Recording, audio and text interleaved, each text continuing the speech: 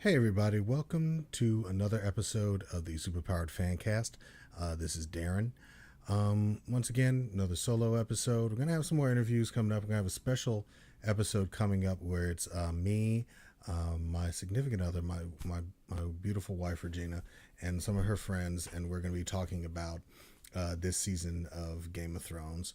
And so that's going to be interesting, especially because all of our emotions are on edge waiting for the finale tonight. But I'm going to hold off and we're going to talk about it in an upcoming episode. Now, also at the end of next week, I will be in Atlanta for DragonCon 2017. So expect me to do a couple of episodes from there or just have some information from there. But I'm hoping to get a lot of content that I can put on either the podcast, or I can put on the YouTube channel. If you go to YouTube, look for Superpowered Fancast, or I can put on the website, superpoweredfancast.com. Once again, to everyone who's been following the podcast, I of course want to say thank you so much. I mean, I really appreciate everyone who's been listening, who's been talking about it. I am really appreciative to all of you, to everyone, to everyone who goes to the website, to superpoweredfancast.com.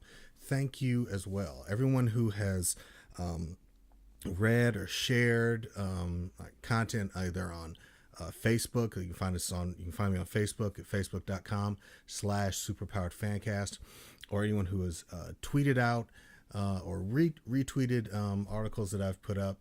Anyone who's commented on those articles, I really appreciate all of you and all of your contributions. It's really inspiring me to keep going forward, to keep moving forward, just finding and talking about stories that not only do I enjoy, but it looks like some of you all enjoy as well. And I absolutely am open to and want feedback from you. So you let me know, like, what stories you like, what things would you like to talk about, what things would you like me to talk about, and I'm absolutely open to getting that information and disseminating it. I do a lot of research throughout the day. I look for stuff, and I love just having new avenues to go down, new roads to travel, new content to look up. I would love to be able to find some new entertainment choices, things that I wouldn't even imagine that I would like, and I want to hear those from you. Like, I want to know about, like, what comics are you into? What TV shows do you love that excites you? What movies are interesting to you coming out, or have you already seen? Just make me recommendations. I really want. I love pop culture so much. I want to be able to be engrossed in as many things as possible, and I'm open and interested in learning new things. So, any of those new things that you have, do me a favor and definitely let me know. So on this solo episode, I think what I'm probably going to do is just kind of recapping the news, the recent news, as it were. And just another day, I say probably the story I'm going to talk about first is kind of a bittersweet one. It's a sad one, but today, director Toby Hooper died at age 74. Now, if you don't know who Toby Hooper is, and you should, he's an amazing director. He is the creator, the writer, director of the original Texas Chainsaw Massacre in 1974. It's just an amazing film, and I mean, it was before my time, but when I finally got introduced to it, I was so engrossed in what a great story it was that, it was amazing to see, and it was scary and disturbing, but intriguing at the same time. It just visually just stunning. So that was one of my favorites. And then he went on to now I'm a huge Stephen King fan, so he went on to do the television miniseries of Salem's Lot in '79, and which is still considered one of the best. And he also in '82 he did another one of my favorite films, Poltergeist. Now, I know there's a lot of controversy about who really directed Poltergeist. Was it? I mean, there was I heard there were clashes on set between Hooper's vision and Steven Spielberg's, and so it'll be. But in my opinion, it's a Toby Hooper film, and I really enjoyed it. So that's definitely one of the.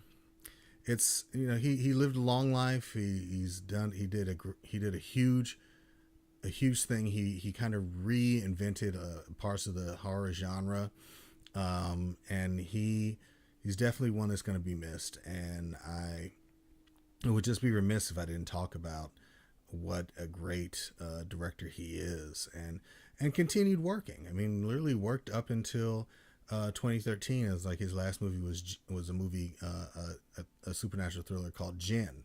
So definitely go and check it out. Like, have a resurgence of Toby Hooper, like Invaders from Mars, like all of those films that he did. They were so great visually. I'd love for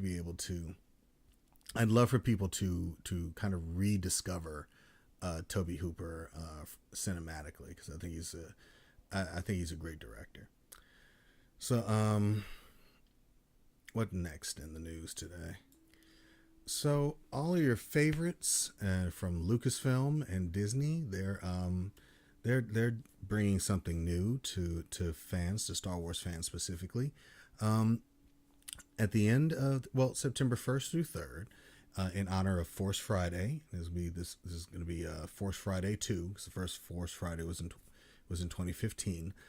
For Force Friday 2, Lucasfilm and Disney are doing a augmented reality game. So it's kind of like a Pokemon Go for Star Wars fans.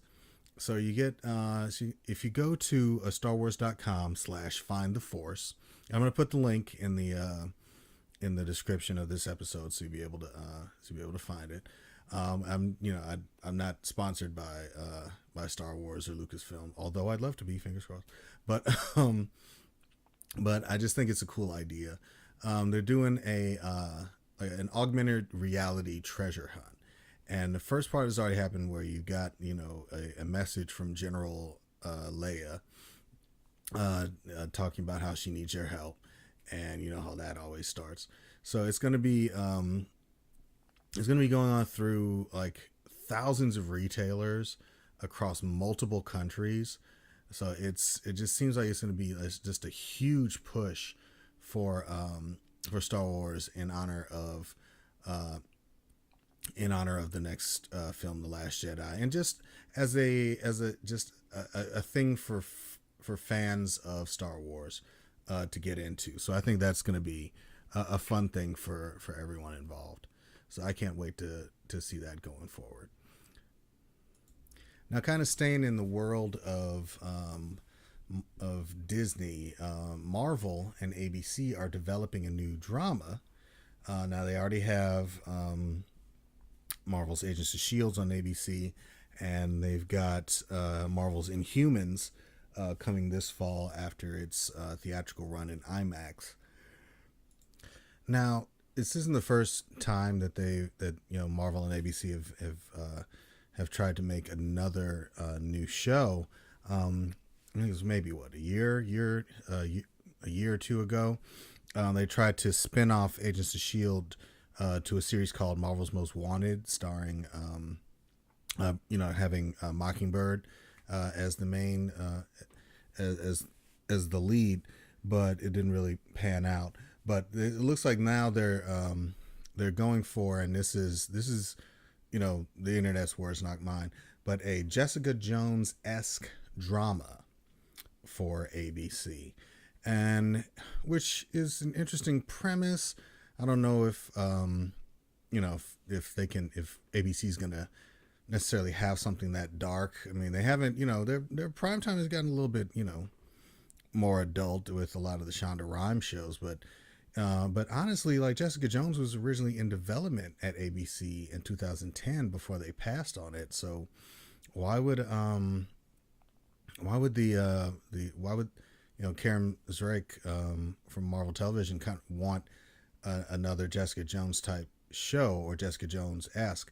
But you never know. I guess they see the success of the Marvel Netflix shows, and they want to build their own kind of content, and I'm sure this is part of this is also the precursor to a new streaming service, like a Marvel streaming service like DC is doing. So, we'll see. But as far as it goes, I'd say like my choices would be, I don't know who has the rights, but if Marvel has the rights, I would say do like a Spider-Woman series, a Jessica Drew series, just because she's such a dynamic character that she has the ability to just kind of like it can be both like an action series and a spy drama. Like you have that dynamic together.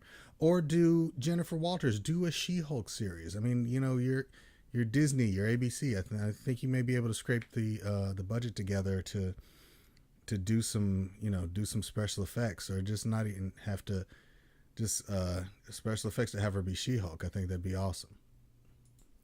So in other casting news, there has been a new casting announcement for the speaking of DC Comics streaming service, for the streaming service show, which I don't know why the streaming service does not have a title yet, but for their show Titans, based on the comic book Teen Titans, their live action series, they have cast Anna Diop. I'm hoping I'm saying that last name correctly. As Starfighter, as Coriander, which, not the spice, but the Tamaranian princess. So she is a veteran of television on series from like The Messengers, Greenleaf, and 24 Legacy. So she will be playing Corey. And already the internet's kind of, breaking off in factions of, people with the ridiculous argument that that Starfire is white, considering that Starfire is orange and an alien. So that's been definitely entertaining to watch from a fan perspective. But what else is going on in the news? So for the longest time, Channing Tatum has been attached to star in the movie Gambit, based on the Marvel Comics series. Now, it's been, kind of slow going as far as the development on the movie goes. I mean, the film has gone through its share of writers and directors. Most recently, Doug Liman from the Bourne Identity movies was attached, and he's left. Then he was attached to the Justice League Dark movie, and he left that. So it's still a little bit up in the air. But in an interview with Hey You Guys, Channing Tatum said that the Gambit movie is starting from scratch, and it's using both Logan and Deadpool as inspiration. So it looks like they're gonna go for something a little bit more, little grittier. I'm not sure what that means. I mean, Gambit is, he's a fun character, but he's always been kind of like a little bit of a rogue. So maybe they're gonna kind of go for that dynamic, and if they do, it'll be interesting to see how it goes. And speaking of Deadpool, so Ed Skrein, who played Ajax in the first Deadpool movie, has been cast in the new Hellboy reboot. He's been in the movie, which was previously titled Hellboy: Rise of the Blood Queen. Is a reboot. It's going to star David Harbour as Hellboy. Mila Jovovich is playing the Blood Queen. Ian McShane is playing Professor Broom. Ed Skrein is playing another character from the comics, a BPRD officer named Ben Daimio. What's interesting and probably a little bit controversial is the fact that Daimyo in the comics is Japanese. So it's going to be, people are up in arms about the fact that they're kind of whitewashing the role. I'm kind of a little bit with them. Like, there's a difference between kind of casting a role based on talent and casting a role that is ethnically significant, and the fact that they're kind of going with that they've made no explanation for it, that's fine. I mean, I'm not one of those people I'm gonna get so up in arms that I'm gonna protest, but this is kind of indicative of Hollywood. So They're going to do things the way they do them. It's just a question of whether or not how long can they do that without there being backlash from a growing community of people who are just who have the buying power to just not see them, not see the movie. So I don't know. I mean, we'll see. I'm a huge fan of Ed Skrein. I think he's a great actor. We'll see how he does in the role, and because I'm still on board with seeing a new Hellboy film. So another thing, so all the conversations that people have had about having like huge directors taking on comic book films, we're kind of getting like a step closer to that. Martin Scorsese is going to produce a Joker origin movie for Warner Brothers. Now, I don't know how I'm a little bit on the fence about this. It's an interesting premise simply in the fact that you got the director of like Goodfellas and Mean Streets. You're someone who knows the gritty underbelly of a city, producing a film about the Joker kind of coming up in the criminal underworld.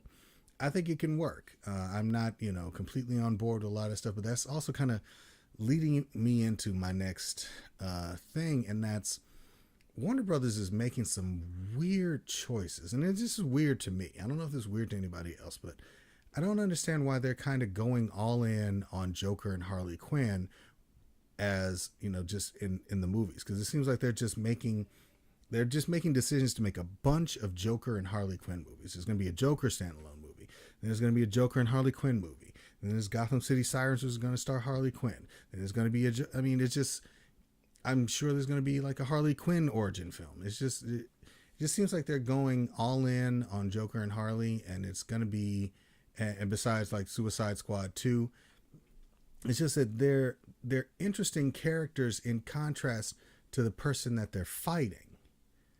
I've never really been that interested in them kind of on their own, besides the one storyline being Mad Love. It just seems to me like the producers got read Mad Love and decided to build an entire universe around it, which is just, which is, in my opinion, is just not sustainable. I mean, it's an interesting premise for a film, but it just doesn't seem like it's something that's going to, last for a long time. So, I mean, but what do I know? I mean, I'm the guy who consumes the stuff. I'm not the guy who makes it. They may have a whole plan mapped out that I don't know about. And then I would hope that they do. But, as much as I love DC Comics, as much as I love Warner Brothers, for some reason, just something between the two of them is not meshing on a film, from a film perspective. And I need them to kind of get that together, just because I'm such a huge fan. So my last two stories before I kind of get myself, before I back away and get myself mentally ready for this 80-minute Game of Thrones season finale before the final season is, I want to talk about two more stories. The first one is the first bit of, again, I'm a huge Stephen King fan. Now, the first reviews of it are starting to come out. The Stephen King's It, the big screen movie coming out, and thankfully they've been positive. Now, I don't look to critics as the touchstone of whether or not I should go see a movie or not, and I've pseudo become a film critic doing this. So don't So the only thing I can tell you as a critic, as a nascent critic, is it's just an opinion. It's my opinion. It is not designed to in any way, shape, or form influence what you go see in the films. But it is nice to see both a Stephen King adaptation and a horror film get some positive feedback, and that's been interesting. Like Anthony Bresnikan from Entertainment Weekly said, I'm quoting him saying, "I think it's one of the finest Stephen King adaptations ever made. It also delivers into the grief and anger kids feel when they realize those who should love and protect them do the opposite." So that's interesting. You got Eric Davis from Fandango calling it creepy, bloody, super funny, and hands down among my favorite movies of the year. So that's high praise especially for a horror film and a Stephen King adaptation. So, and then you have Luis Alvarez, who's saying that that they made something terrifying with the heart. So that's something that again just makes me excited to go see it, because every summer I have read Stephen King's It. I'm reading it right now. I'm not necessarily actually reading the open book, but I have it with me when I'm not listening to the audio. But I have the audiobook I've been listening to. I'm literally if you go to Audible, and again, I'm not sponsored by Audible, but I love using Audible. The version of Stephen King's It read by Steven Weber is amazing. I absolutely love that version, and I'm listening to it right now. In fact, I've almost completed it. I'm thinking I'm maybe like 3 hours. I have like 3 hours left. So that'll be my commute to work in the morning, back and forth, and my lunch break. So it's gratifying to see that that it is getting that kind of reaction, because, like I said, I'm a huge fan of the story, and I like the fact that it looks like they're kind of cutting that movie into two, and I'm definitely looking forward to seeing what's next, especially when when the losers grow up. So one of the last things I'm going to talk about is some comic news, and it's about I keep talking about metal, and I may just go ahead and save. I'm going to save a lot of this stuff for just a huge metal episode. I think that I may just do like an hour on metal, from like everything from the preludes to the first couple of issues, just to kind of bring everybody up to speed. But if you go to the Geeks Worldwide at www.thegww.com or superpoweredfancast.com, you're going to be able to see information on the Batman doppelgangers from the Dark Multiverse. The first one being the leader of the Dark Batman, who is called the Batman Who Laughs, which is like a hybrid of the Batman and the Joker. But you got other ones coming up. You got Batman the Red Death. It's like what happened if Batman had the Flash's Speed Force powers. Batman the Dawnbreaker. This is Batman with a Green Lantern ring. So Batman the Drowned. You've got like so many different versions of Batman coming forward. So it's going to be interesting to see how not only Batman deals with some of his greatest fears brought to life, but how the rest of the Justice League deals with having to take on a version of Batman with their powers. So that's interesting. But like I said, thank you again for listening to the podcast, for going to the website, for subscribing. Please rate and review the podcast on iTunes or on SoundCloud. Let me know how I'm doing. Let me know what you like, what you don't like, what you'd like to hear going forward. You can find me on my website, superpoweredfancast.com. You can find me on Twitter at superpoweredfan. You can find me on YouTube. You can actually find this episode on YouTube just go to YouTube, search for Superpowered Fancast, and subscribe. Or you can just everywhere that you listen to podcasts, you can find me. You can find my articles and my reviews and interviews on Geeks Worldwide. That'd be the GWW.com. And next week will be the Game of Thrones season, just kind of season recap, where we just talk about the entire season of Game of Thrones, and we kind of speculate on where it's going, where we want it to go, and what we want to see in the final season. So for superpowerfancast.com, oh, you know what? You can always reach me at superpowerfancast@gmail.com. You can always email me things as well, and I will answer them. So for Superpower Fancast, this is Darren saying see you next week. All right, bye.